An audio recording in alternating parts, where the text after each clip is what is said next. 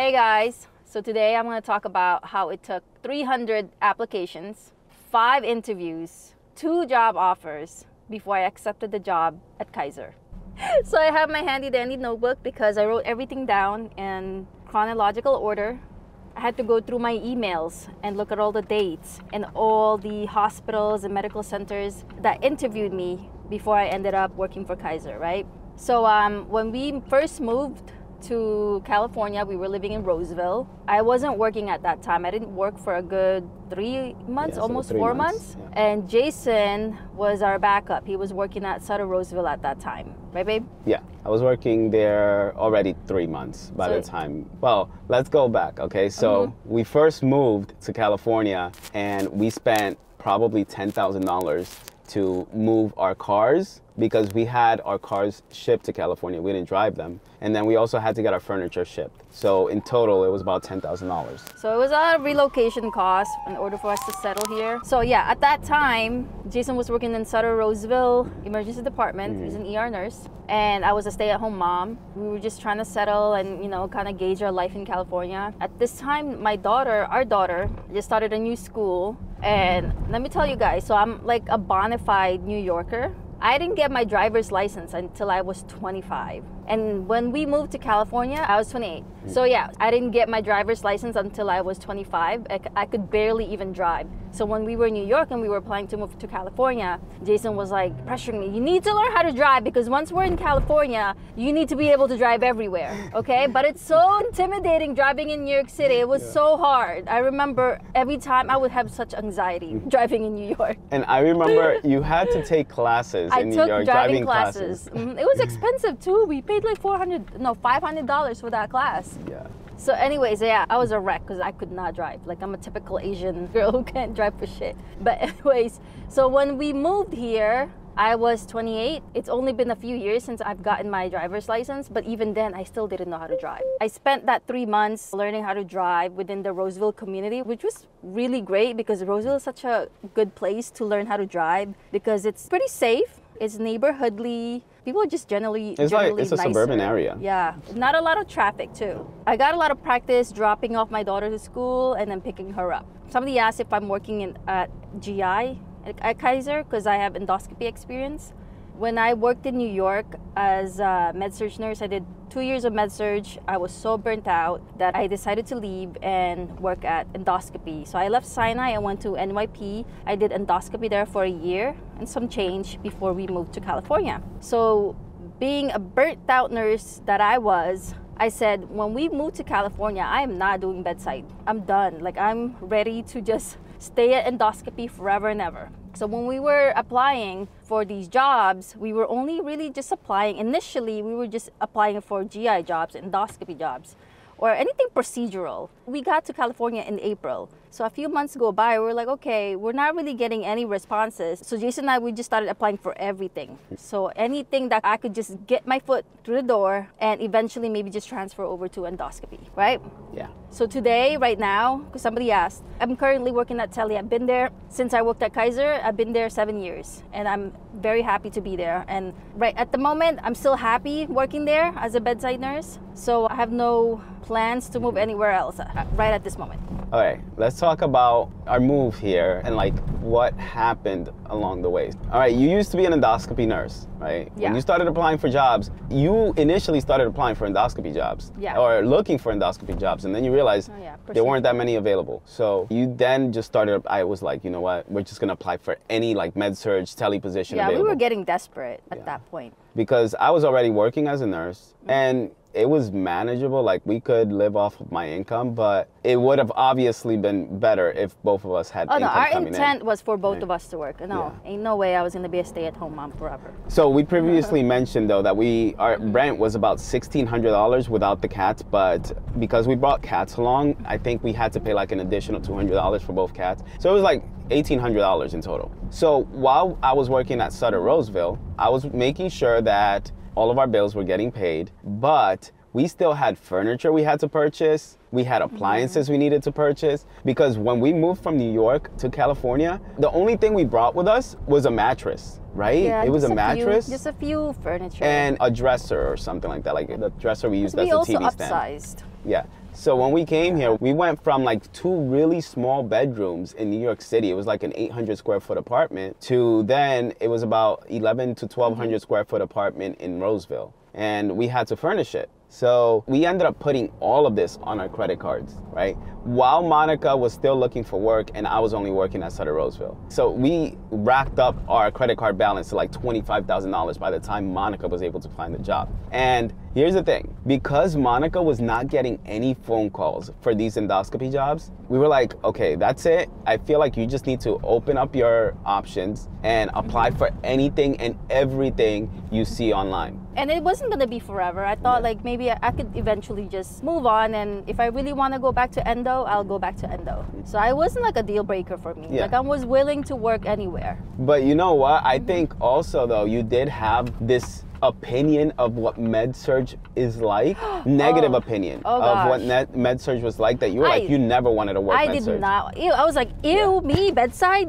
No. So I was like, I'm not going back to bedside. But that was before I knew anything about California nursing. So that's why people were wondering, like, how are you still at bedside? Did you go back to endoscopy? Are you working at endoscopy at Kaiser? But I'm actually not. So I'm tele, okay? That's 4-to-1 ratio. I'm still happily working at tele right now. That answers that. Okay, so let's go over the first interview that you had, because it took how long before you got your first interview? So we moved to California in April 2017. My very first interview was in May 27, 2017. So it took an entire month before she actually got a call back for a job interview. And we probably had submitted already at this point maybe like 50 applications for her to Not to mention, I'm pretty sure we started applying even before we moved to California, because you already got a job offer. That's true. So it's been a while. So a lot of people were commenting or leaving us messages and saying, oh, you know, I really want to move to California right now. I've only been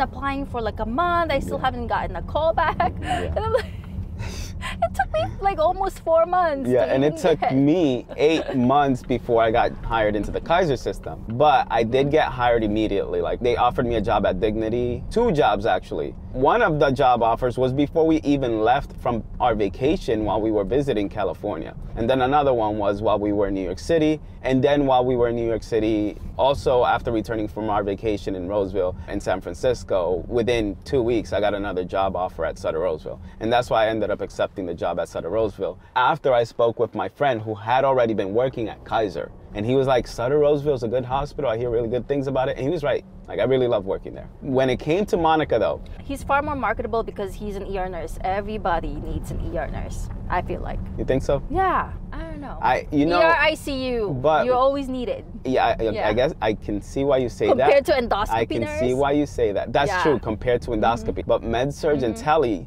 I see plenty of those positions always open on the Kaiser website. That's true. Nobody wants to go there. Yeah. So let's go over this though, because I was the one applying for all these jobs for Monica. I had to create all these profiles on these websites, on Kaiser, on Sutter, on UC Davis. He's my secretary. On Dignity, all these websites, I created a profile for you. And I had to submit applications. Remember you remember we had a folder, a bookmark folder, and every single hospital we applied to, all the jobs. It was pretty extensive. Yeah. Do you still have that folder in our bookmark? I don't know. I deleted it actually. It was just too much. It was way too much.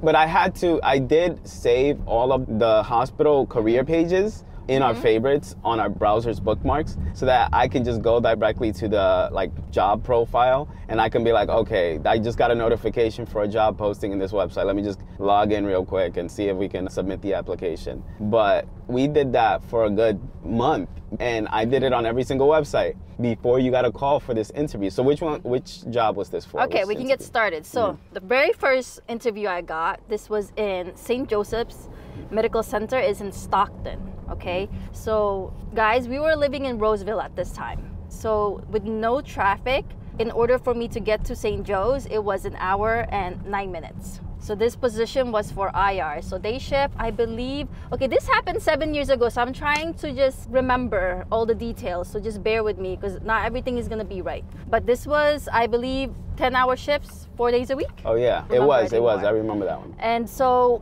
the interview went well. The manager, he was so nice, okay? I just felt so welcome. It was my very first interview in California. Very casual, really nice manager. I still have his info. His name's Mark McCormack. I don't know if he still works there. So he was talking about the job prospects of this position, this IR, okay, day shift. So me having worked in endoscopy, I know I had to be on call on at least one weekend. So he was telling me that I have to put it at least one on call once a month on a weekend, like a Saturday or a Sunday. I believe it was a Saturday. And he said that when I'm on call and when they do call me, I have to be in the hospital within like a 30-minute window. So then he started talking about how I could rent a room, like a hotel, whatever, nearby in case I do get called. Because I live an hour and 9 minutes away. That's without traffic. So it was something I had to really think about too. So I wasn't really like gung-ho about that job because first of all, it's in Stockton, okay? We already heard things about Stockton at that time. And I don't know, when people hear Stockton, what do they say? It's one of the most dangerous cities close to Sacramento of any other city. Actually, it is the most dangerous city close to Sacramento. And I think there was some statistic that said there's not one neighborhood in Stockton that has not had like, I forgot what it was, something with the crime level. Anyways, Stockton is an extremely dangerous city to live in. So it was definitely something I thought in the back of my mind. And then on top of that, we already racked up this amount of debt, and then I'd have to pay for a room just for me to be available for on-call. So I wasn't really super gung-ho about that job. I didn't really follow through. I remember like, I knew I was desperate, but I wasn't really like, okay, I'm desperate for this job. So that was the very first one. That was on May 2017. Then the very next one that I got was a med-surg position at Sutter Davis. This is 41 minutes away from Roseville, from our apartment. And it was 3/12s, 12-hour shifts, which I was like, okay, I really didn't want to go to med-surg. It was a med-surg position. She interviewed me. And after the interview, I sent her an email. Nothing remarkable I remember from that interview. And then I don't hear back from her for like almost 2 months. I messaged her, like I remember I kept messaging her or emailing her like almost every 2-3 weeks. And I said, hey, any updates? And she kept giving me the runaround. Oh my gosh. She's like, oh, I'm still thinking of considering you for the position, but something just came up, this and that. I don't remember, but I specifically remember I was really like kind of disappointed because she asked me to come in for a second interview. The second interview was on July 3rd, 2017. And mind you, during this entire time, because Monica was just getting the runaround, we're like, you know what, let's just keep applying for jobs. You can't just expect this one person to like offer you a job and then you don't get it. Or, you know, you're anticipating a job offer and it doesn't come. So we're like, let's just keep applying. It sounded really promising because she kept just like telling me like, okay, we might still consider you, but because of this and that, like she never gave me a true update. I had to keep messaging her. And also, I should also state, because every day I'm like literally applying for at least 10 to 15 jobs a day. So every time that I log into the websites, I'm refreshing it regularly every single day to see if there's a job posting that I might have missed. And then I just apply for anything that I see that's new. So that just kept going on continuously, even while Monica was getting these job offers and these interviews. Because I was like, okay, if I just apply for as many jobs as possible, even if you get a job offer and you don't like it, maybe you'll get another job offer too. Something might come up, something better might come up. So yeah, really disappointed. Until this day, I still remember her name too, because I have a friend who actually ended up working there. The manager's not there anymore, but I was like kind of salty about it, honestly. Like she kind of wasted my time. Oh, you know what? You should also talk about how you had to prepare for these interviews. Like the feeling you got every single time you would be done with an interview and you wouldn't even get a call back, because it would just happen over. It felt like it was just happening over and over and over. Like it was a broken record. It was like history repeating itself. Like just like I'll go through these interviews, put all these efforts, and then only for me not to get anything back. Like not even like, okay, we didn't accept you for this. I've never actually gotten a response, like a solid response, and say, okay, we didn't consider you for this position. I went through my emails, and based off of memory, I don't think they actually followed up One thing that also Kaiser is known for as well is they might send you to complete their test, right? Because like if you're one of the candidates that's going to be selected for an interview, they want you to take this test first. It's like a MedCalc test. And Monica had taken a MedCalc test, but the job posting might be listed as either closed or still in an open status. They didn't give her any updates to let her know, okay, selected for an interview, for example, or offer, like a position offered or job offered. You know, there was no updates on the website. So we didn't know if you were getting a job offer or not, if you were even getting an interview for any of these positions. And it wasn't just Kaiser. It was like that for almost every single hospital website or a career page that we went to. Yeah. So you should talk about your experience of like actually going through and interviewing, because I remember at one point you're like, man, it feels like you just keep doing this. Yeah. And nobody's giving you a job. So I do want to talk about this really funny story I forgot to mention. So when I did get that first interview at St. Joe, again, I barely could drive, okay? So I remember it was a really hot summer day and I drove an hour, 9 minutes. And I drove with a full tank, but it was so far, and we took our little car at that time. After the interview, I was like, I don't want to risk driving back with an empty tank. So I stopped by a gas station to fill up the car. So I was so nervous. I was shaking like a leaf. I didn't know what I was doing. I had never filled up a tank before, ever. I've never filled up a car ever, whatsoever. Because when we lived in New York, either Jason would fill up the car, or when we go to Jersey, we would fill up our little car because it was cheaper. The gas was cheaper in Jersey. A gas was like $2 a gallon over there. Yeah. We would always fill it up over there. Man, I remember at that time the gas was like $1.50. There was one time it was $1.49 per gallon. I'm pretty sure I have a picture of it somewhere. But it was like filling up a motorcycle. It was a little car, but it was super efficient. So I'm at the gas station. I pull up. I'm like, I don't know what the fuck I was doing, okay? So I was like, okay. My mom used to work at a gas station and she was a cashier. So I was like, okay, I guess I don't know if it's self-serve or what. So I parked the car by the pump and it says, see attendant. So I go inside the store and I see this Indian guy. And I was like, oh, I want you to fill it up. Put in $15. I remember I said $15. So he said, okay, which pump? And then it's pump number 9, whatever. So then he like grants access to it. So I go back to the pump and I open the tank and I put the, what do you call it? The pump handle, I don't know. Yeah. So I put the pump handle in and I squeeze the trigger. And so like I could feel the gas going in the tank and everything. And it gets, all of a sudden it just goes, it just stops, like it locks. And I'm like, oh, what did I do? I'm like pressing it and squeezing it. I'm like, oh, nothing is coming out. I'm like, oh, did I break it? So I go back to the attendant and I was like, I don't know what I did. And so I don't know exactly what happened. He was like, oh, just double check and see if the tank was filled. So I go back to the car. I was like, oh, I really don't know what I'm doing. So I was like desperate. So there's this guy who parks his pickup truck in front of me and he has like an Oregon license plate. So I was like, come up to him and was like, hey, so I'm not from here, I'm from Jersey, and in Jersey we don't fill up our cars, so I don't know what I'm doing. Oh my God, he was so nice. He was like, oh, no, it's okay, I'm from Oregon. You know, we don't fill up our tanks either, so I totally understand you. Let me just have a look. He's like, oh yeah, it's already full. Your tank is full, it's done. And when I told this to the attendant, you know, the gas station attendant, he was trying so hard not to laugh, babe. He had the biggest smirk on his face. He wasn't trying to make fun of me, but he was just trying so hard not to show that. I was like, what the fuck is this girl doing? Like, does she not know? And you know, this 28-year-old girl, like, not knowing how to fill up the tank. It was just so ridiculous. But yeah, that was such a struggle, honestly. Like, for somebody who grew up in New York, relied on public transportation and driving in a place where they've never been at before, it was just so traumatic for me, honestly. After that happened to me in St. Joe's and that whole predicament, I didn't want to drive anymore. Like, I was like, I'm done. Like, I don't want to have to go through all of this just so I don't get a call back. So on to the third interview. This was on June 20th, 2017. It's an endoscopy position, which I was really excited for, but it's at Sutter Fairfield Surgery Center. It was very far. It was an hour and 2 minutes away. And from what I remember, it was a pretty chill endo job because They didn't do any advanced cases. They didn't do bronchoscopy. They didn't do ERCPs. I think it was just basic like upper endo and like colonoscopies. So I went in there and we did the interview. It was also pretty late. It was pretty laid back. I don't really remember much about it, but I didn't get any updates until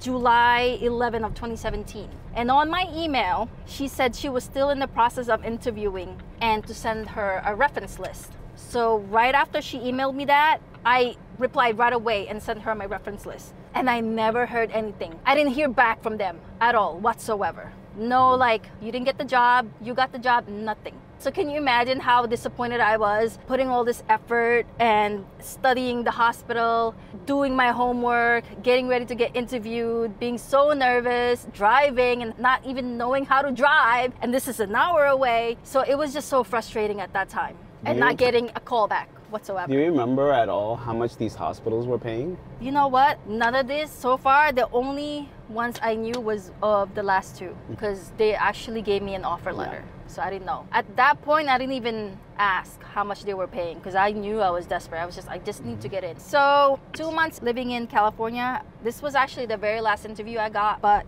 I'm going to talk about this as my fourth one because this is an interesting one. So this is in Dignity, Sierra Nevada Memorial Hospital. It's in Grass Valley, and the drive is 55 minutes away from where we're living. We were living in Roseville, and it's up north of Roseville, as opposed to all the other hospitals that I got interviewed at. All the other hospitals were southern. So this one was really interesting. So the manager and her whole team, really super sweet, super nice. They were super welcoming. And I really liked the vibes. I just loved the energy. They sounded like they really wanted me to work there. And I told them that I was from New York, and I told them that I came from a very diverse city. And I remember they said, oh, we're not that diverse here. But I was like, okay, I could work with that.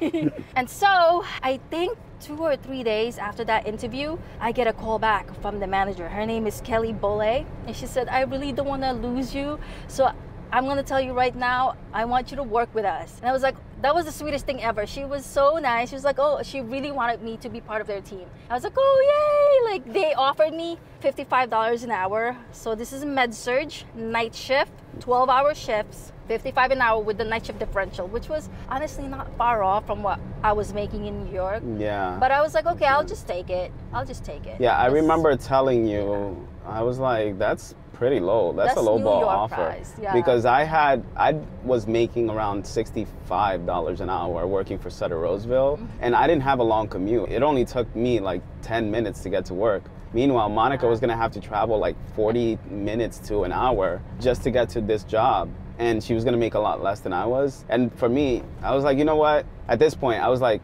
okay, this is the one job offer you finally got. Yeah. And I said to myself, and I spoke with Monica, I was like, you might as well just accept it. And then while you're working here, just keep applying for jobs. Yeah. Also, Dignity is one of the, I think Dignity is the lowest paying out of all the hospital systems here in California. So I was like, you know, I'll just take it. So I went ahead and took that job, and I went on orientation on last week of July 24th to the 28th, 2017. I went on orientation. The orientation, thankfully, it was not in Grass Valley. It was here in Sacramento, and it wasn't far from our house either. No, we weren't living in, no. Yeah, we were living in Roseville. Yeah, it was in Sacramento. But it was still like 20 minutes from where we were living. Very close. Yeah. Just so you know, Dignity, I really loved their orientation. It was very thorough, and they even gave us self-defense class. That's the very first time I've ever had an orientation where they taught us how to like do some karate moves. That's funny because I got that training every year. I guess because you're an ER nurse. Do you don't get that training now at Kaiser? No. I get it every year at Kaiser. No, that's what this Dignity is the one that taught me how to do the bladed stance move. I had never heard of it before, but it was a fun orientation. It was a full week. So 2 months after. This was literally like 2 months after. Yeah, 2 months after we moved to California. Yeah. I got an interview for Kaiser South Sac. It is 34 minutes away from our Roseville apartment. It's the closest one out of all the hospitals that I applied to, the closest one. It was a 32-hour part-time med-surg day shift position, which is very interesting because when I did finally work with them, they put me in tele. But anyways, that's another story. So I got interviewed, and I think it took them a while to let me know that I got that job. They gave me the offer letter on July 12th. 2017. So it took them a while to respond to me. So if you interview for Kaiser and it asks you to take a MedCalc test, that's actually a really good sign because that means they might consider you. So I took the MedCalc test. I was at home. It's an online test. And it wasn't too hard. I don't think it was hard at all. Yeah. If you can pass a regular MedCalc test in school, you can pass the MedCalc test it's with Kaiser. It's pretty straightforward. Also, I made a video a while ago about how to apply for Kaiser, the step-by-step process. And in the video, I remember saying that if you want access to like a free PDF that I have of the MedCalc practice test that actually gets administered through Kaiser to like view the description or like look at the comments, it's not in there anymore. So if you guys have been like interested in looking for it, it's in our Discord server. Like I uploaded it a long time ago to our Discord server and it's under the free files for members section. So if you want access to it, you can get it for free there. So when they contacted me and asked me for an interview at Kaiser, this was what we moved to California for, okay? And I got this opportunity before Jason did. So can you imagine how excited I was when they finally said, we're ready to interview you? So I know. I was like, we were like jumping for joy. Oh gosh, we were so excited. So I said, listen, I'm going to impress those interviewers because this is what I came to California for, okay? And not to mention the proximity of the hospital. Okay, I want to get paid well. You know, I want to work close to my home. So I was like, I'm gonna finesse my way. She's like, how many asses do I have to kiss? But you know what? I remember telling you, I was like, first of all, you need to dress to impress. Secondly, you need to research. You need to research this company. Oh gosh, I researched every single hospital, but when I was preparing for this interview at Kaiser, I didn't play around. I was like, I looked up everything about Kaiser at that time. And I also said, this is one thing I always do, and I always used to do in my interviews. I gave Monica a folder with like her resume, as well as, I think, what else did I have in there? Well, okay, so it had a resume in there. Recommendation letters, maybe? Recommendation letters, and any, like, I don't know if we had a transcript in there. But, okay, so it definitely had recommendation letters in there. So if that's one thing you can do when you go for a job interview is bring some recommendation letters from, like, former colleagues or supervisors or managers and bring it to the interview because they're not going to be expecting that. But if you can bring it, you're going to surprise them. And I said also, when you finish that interview, if you're not doing this, you should have been doing this a long time ago, but send a thank you letter to everyone who you came into contact with. And that's exactly how I knew what dates these interviews happened because I sent a thank you letter to every single one of them.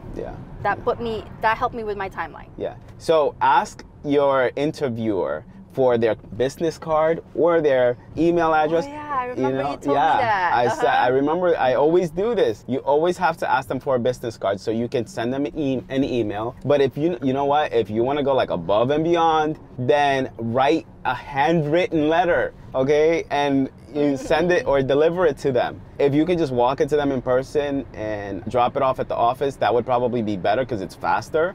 But if you can't do that, just mail it to them, okay? And do like expedited shipping so they can get it in the next day. I emailed them though. Yeah, but emailing is just as fine. So I really want to talk about this interview process at Kaiser because Kaiser at that time was actually also really hard to get in. Even this was in 2017. And I feel like when they were hiring nurses, they hired them in waves. So when they were interviewing me, I was in that part of that wave where they were interviewing. Oh my God, I remember when I walked into that interview room, it was so many nurses in that room. It must have been like 10 nurses sitting down and they looked so intimidating. Like I looked at myself and I looked at them and was like, there's no way I'm gonna get in because they just, I don't know what it is. They just looked so professional and they looked like they knew what they were doing, okay?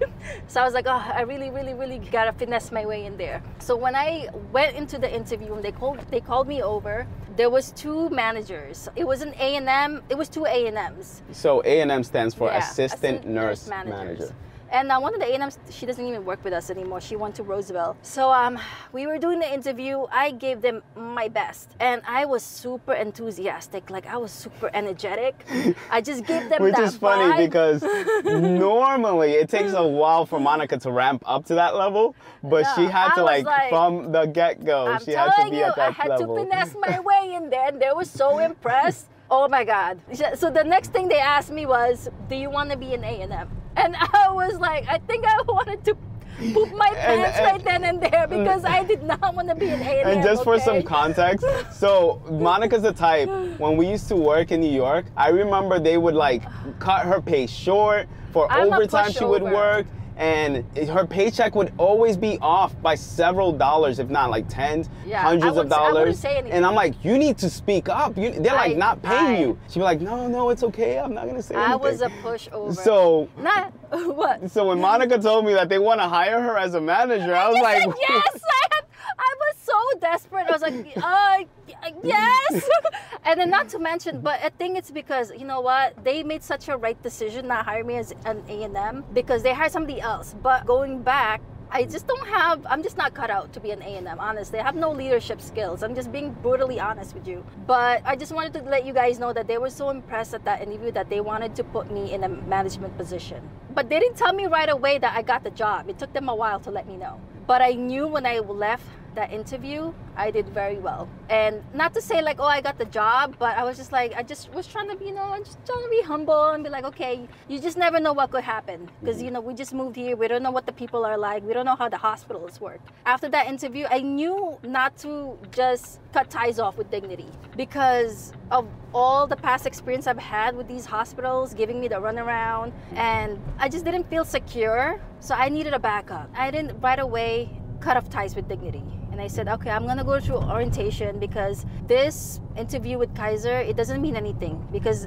anything can happen, anything can change. And they gave me a contingent offer letter and I had to pass through it was pretty intense, their background check, babe. Remember, Kaiser has one of the most thorough background check. A week before I went to the orientation for Dignity, I actually got an offer letter for Kaiser. But I didn't just want to burn bridges right away because I wanted to secure that bag first. So when you talk about the requirements before you're given an official offer, right? They want you to provide like income history for the last 10 years. Remember that? And I had to like contact the IRS to get all of the documents. We had to go through every single place I've lived at. Honestly, if you work with a Kaiser nurse and if you had any second thoughts about that person being like a serial killer or something, don't, because felt like you were being the background check was intense. I was like, how? So true. It felt like they were interviewing you to work for the CIA. That's how in depth it was. Yeah. Even my pay history, right, babe? Like, that's what I'm saying. I had to get your income history for the last 10 years. Why do they need to know? Yeah. That I was a poor New York City nurse. And for me, actually, when I got hired, it was even worse because I had so many different jobs in those 10 years and I didn't have pay stubs for all of those jobs. So I had to go and request like my W-2s or my work history from the IRS website, and you can do that. There's like, you can just Google it, IRS work history, and they had to deliver it to our house. So for me, it took a while for me. It took like 2 weeks before I got it, and then I could send it over to Kaiser. But that's different. That's a different story. Okay. We're not gonna hire some sort of serial killers up in here. Yeah.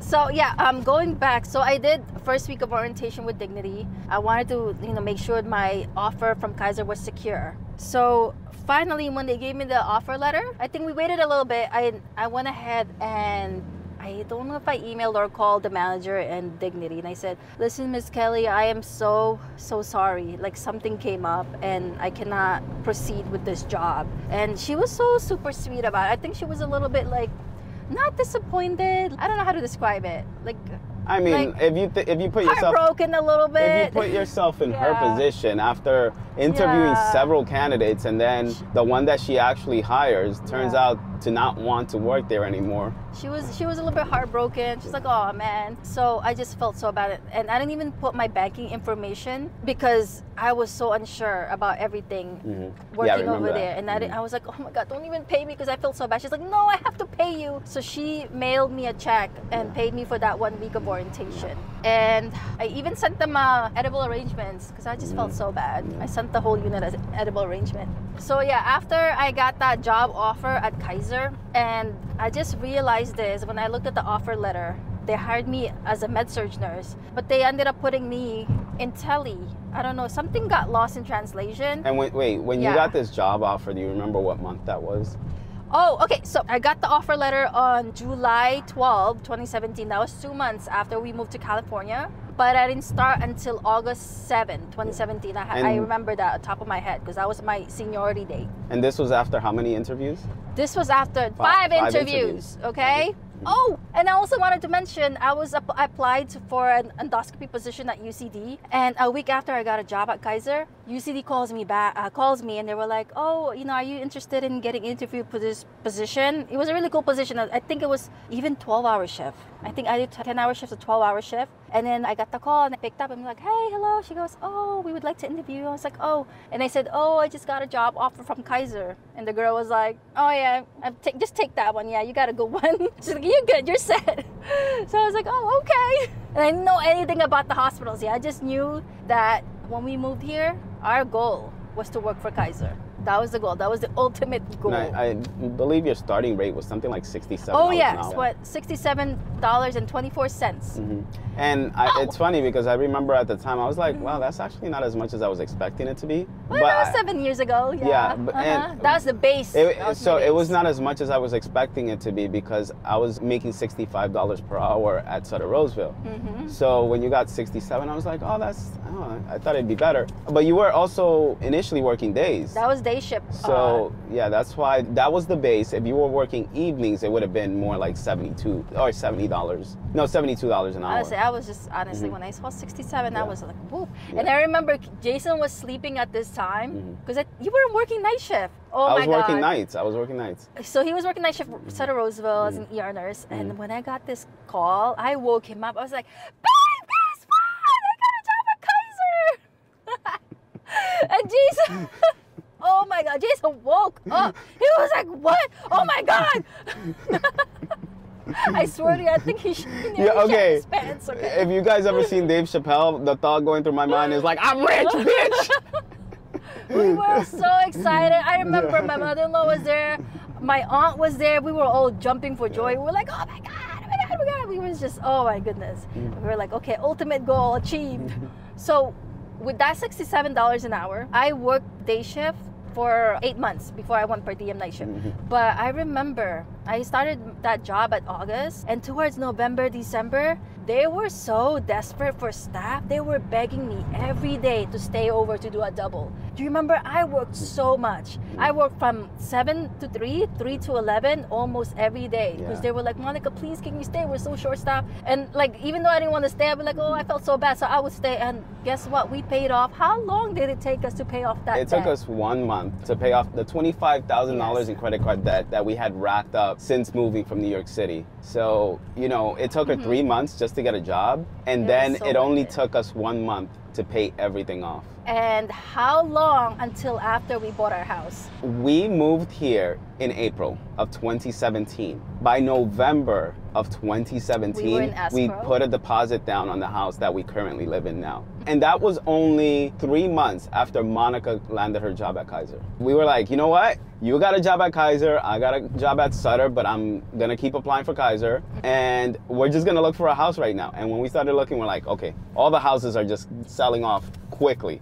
We need to buy something fast. They were selling like hotcakes. Yeah. So within less than a year, we bought our house. Yeah. We purchased, like our final purchase date was March 2018. And we've been living there since then. So a lot of people talk about like, oh, the cost of living. Listen, where else can we just move, settle down in a few months and be able to buy a house? Nowhere else. And you know what? I should point out, and this is why I love our community, because there was this 50-year-old nurse who left a comment in one of our last videos. This is what she said, and let me park. She said, Jason, I got a job in San Francisco thanks to you. I am 50 years old. I get to max my 401k at 30K and a 457B at 30K. And pay off all my debts. I get to have a nice retirement in 10 years thanks to you. I cannot thank you enough. I was just blown away by a comment like that. And to be able to trust us with this information, because we get so many naysayers, so many doubters. I guess it's understandable, but I feel like, imagine if we heard this information 7-8 years ago and we just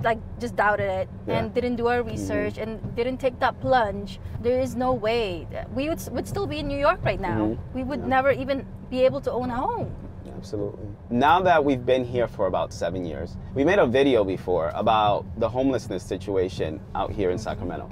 So in our next video, we're going to be addressing what the homeless situation looks like now Currently, in Sacramento. in Sacramento. Yeah, so we'll drive around some of the neighborhoods so you guys can kind of gauge, get an understanding of what it looks like, and you know which neighborhoods you are going to be running into a lot of homeless individuals. We don't want to just talk about the positives of living here in Sacramento. We're gonna tell you everything, because we always get comments like, oh, so why, you know, you guys moved there and you guys are always preaching about California and Sacramento, why do you guys want to leave? We have our reasons, but then also, like, since moving here, it was life-changing. We're not telling you guys to move here so you could be poor. We want you guys to have the same lifestyle that we have. If there's any other topics you guys want us to talk about, then just let us know in the comments section and we can address it in the video. And if you like this format, let us know. If you don't like it, maybe we can change it up. So just let us know. I made this video. I wanted to talk about the interview process and my experience 7 years ago, because I don't want you guys to think that it's going to be easy getting a job here and it's going to be easy to just land a job at Kaiser and just like... All right, so that's it. We'll see you guys on the next video. Ciao. Bye.